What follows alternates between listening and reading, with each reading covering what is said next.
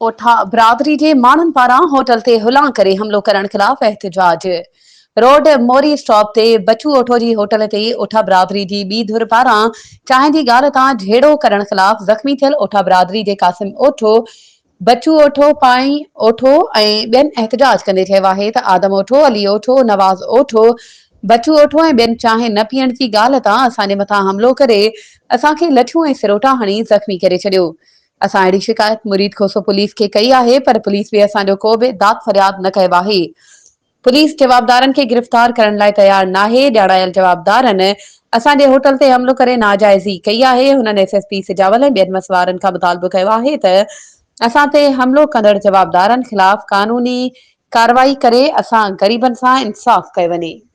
वधीक ख़बरुनि ऐं अपडेट्स जे लाइ असांजे चैनल खे सब्सक्राइब कयो ऐं हा, बेल आइकन खे प्रेस करण न विसारिजो त जीअं असांजी हर नई अचण वारी वीडियो तव्हां ताईं पहुचे।